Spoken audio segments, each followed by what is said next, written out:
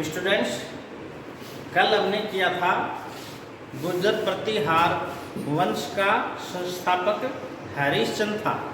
गुर्जर प्रतिहार वंश का आदि पुरुष भी हरिश्चंद्र था।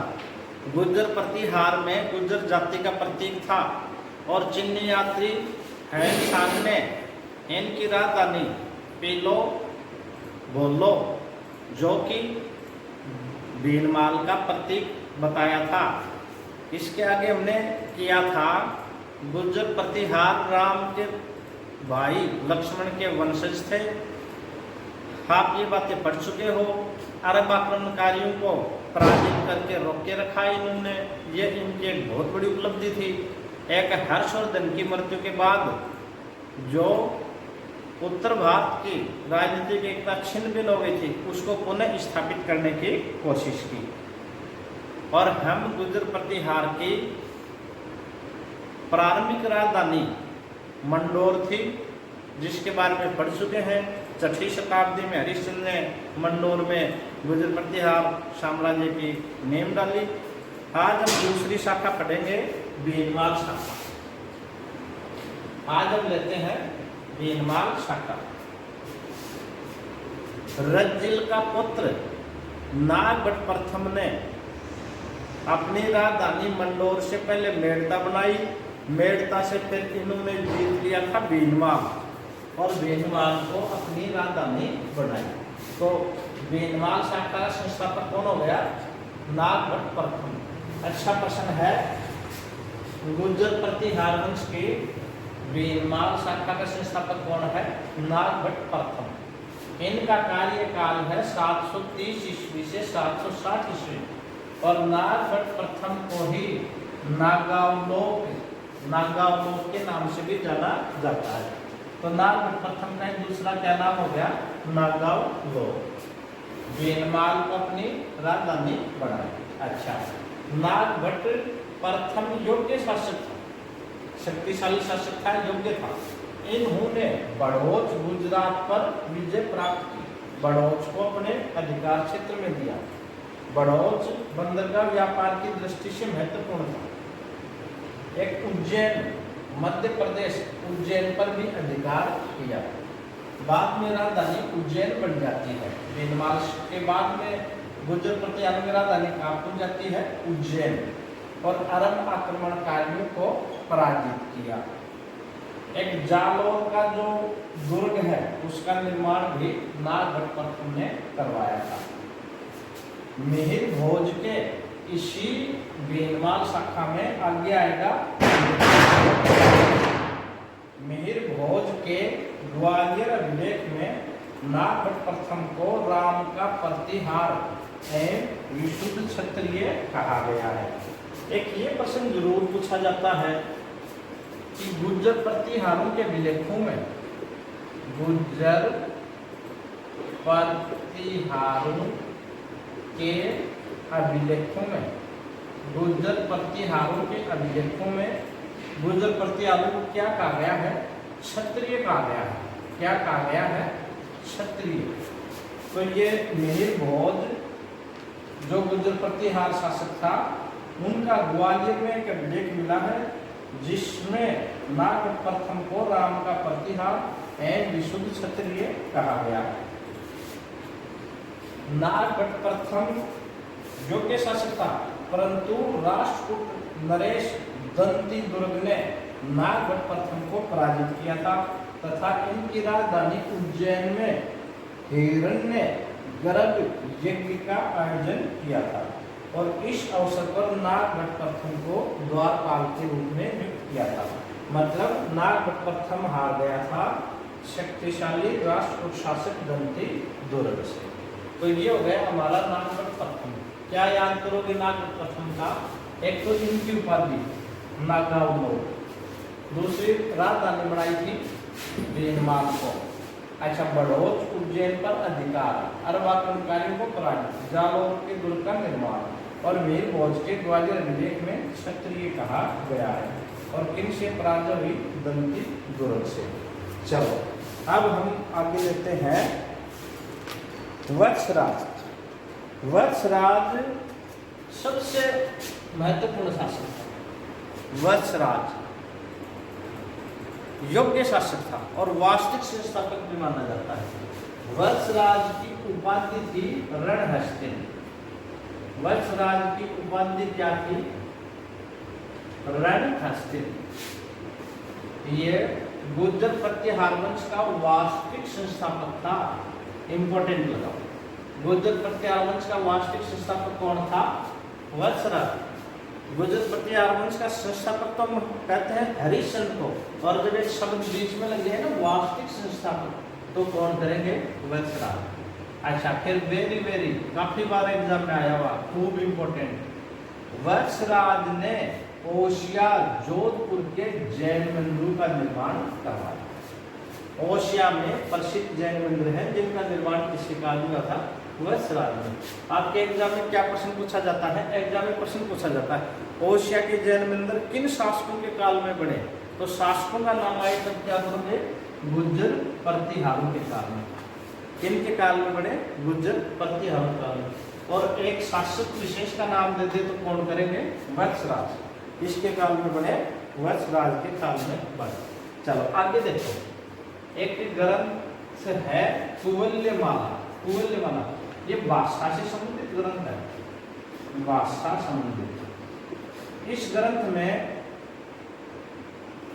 18 भारत के 18 भाषाओं का वर्णन है और राजस्थान में मरु भाषा के रूप में मरु भाषा का उल्लेख है। आप याद रखोगे कुवल्यमाला ग्रंथ है जिसकी रचना की थी उद्योतन सूरि ने। कुवल्यमाला नामक ग्रंथ की रचना की थी उद्योतन सूरि ने, और कहाँ पर की थी? जालौर में। और ये भी वत्सराज के काल में की गई थी। तो अगला फिर महत्वपूर्ण प्रश्न है,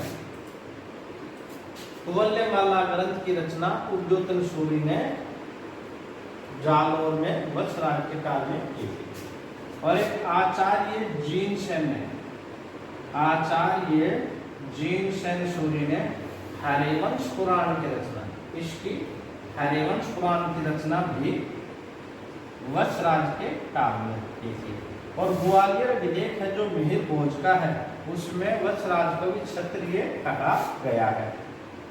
एक वत्सराज गुर्जर प्रतिहार वंश का प्रथम शासक था जिसने त्रिराष्ट्र संघर्ष में भाग लिया। ये एक सा प्रश्न है, त्रिराष्ट्र संघर्ष में भाग लिया। त्रिराष्ट्र संघर्ष क्या है?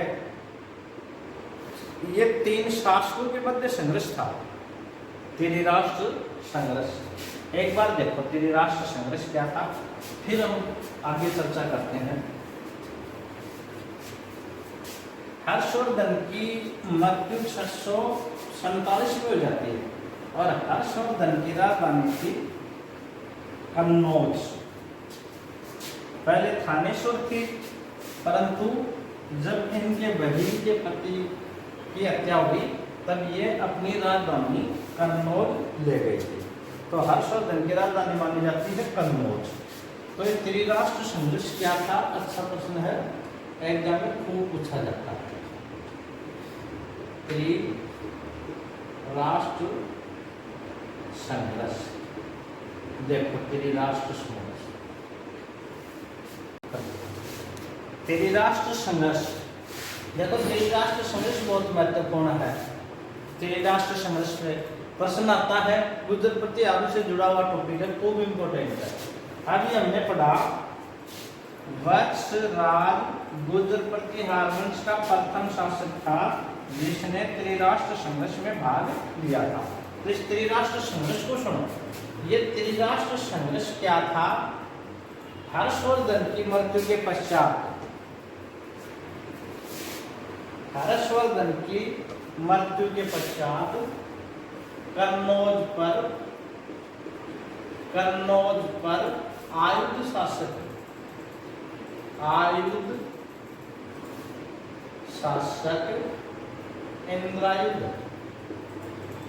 इंद्रायुध का शासन देखो, पहले भारत की प्रसिद्ध राजधानी थी पाटलिपुत्र। पाटलिपुत्र के बाद में हर्षवर्धन ने खूब महत्व दे दिया था कन्नौज को। अब मुख्य केंद्र था कन्नौज। तो इस कन्नौज पर अधिकार करने के लिए भारत की 3 ताकतें आपस में लड़ी। फर्स्ट ताकत थी गुर्जर प्रतिहार, सेकंड थी पाल वंश और थर्ड था राष्ट्रकूट।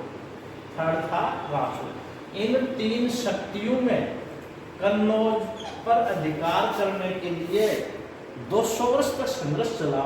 इसे ही भारत के इतिहास में त्रिराष्ट्र संघर्ष कहते हैं। एग्जाम में बहुत बार पूछा गया है, त्रिराष्ट्र संघर्ष में निम्नलिखित में से किसने भाग नहीं लिया? तो देखो आप बताना, गुर्जर प्रतिहार, राष्ट्रकूट, पाल वंश और इसी के साथ ये दे देगा परमार वंश ने भाग नहीं लिया। याद रखना केवल 3 ने भाग लिया, गुर्जर प्रतिहार वंश, राष्ट्रकूट वंश और पाल वंश।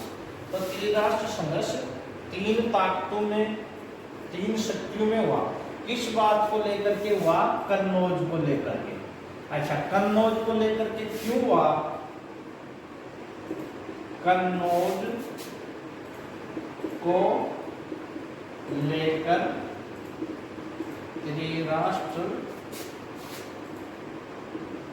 संघर्ष हुआ। किसको लेकर के हुआ? कन्नौज को लेकर के। अच्छा, कन्नौज को लेकर के क्यों हुआ? देखो, कन्नौज एक तो व्यापारिक केंद्र था,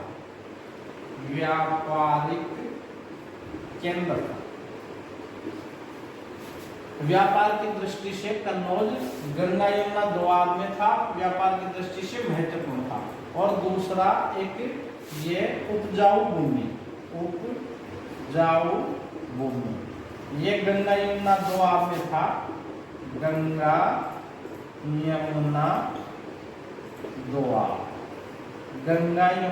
दोआब में था।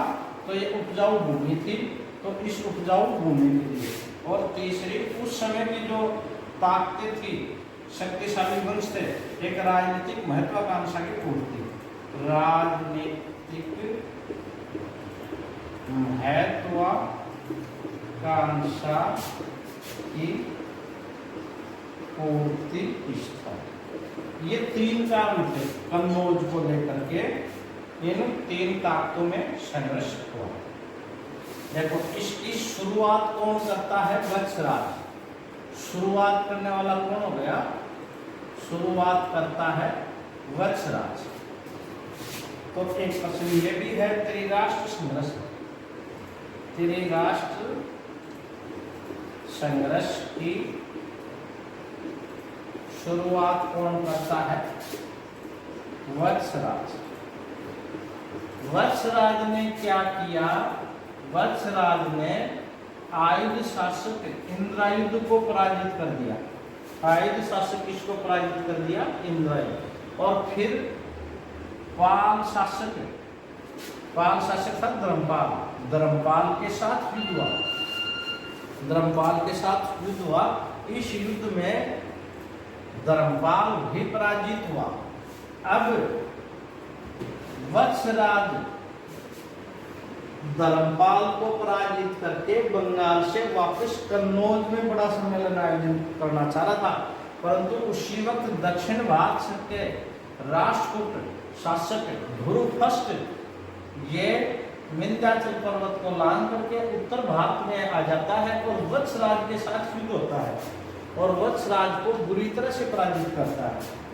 तो देखो, वत्सराज ने पाल शासक धर्मपाल को पराजित किया, परंतु राष्ट्रकूट शासक ध्रुवफष्ट ने वत्सराज को पराजित किया और वत्सराज बुरी तरह घायल हो जाता है और बहुत भारी हार होती है और अपनी राजधानी जाबालीपुर जालौर में ले जाता है।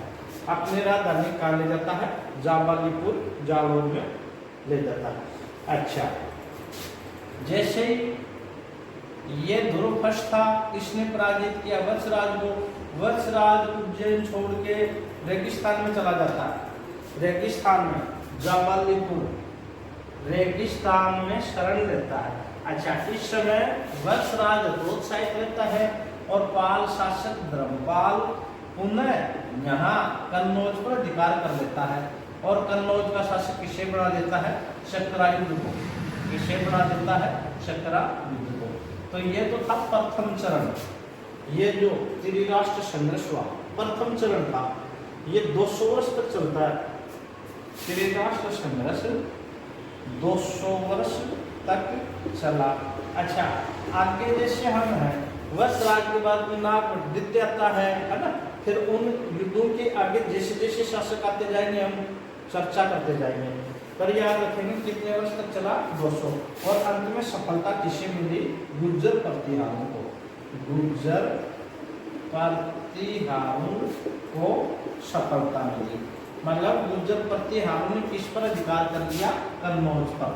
और अपनी राजधानी नागभट्ट आएगा, इनके बाद में वत्सराज वो अपनी राजधानी किसको बना लेता है? कन्नौज को।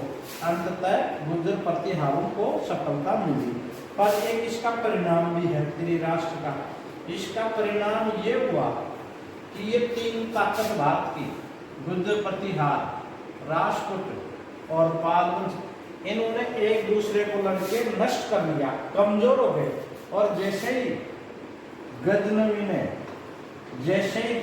ने 1000 ईस्वी से 1027 के मध्य भारत पर आक्रमण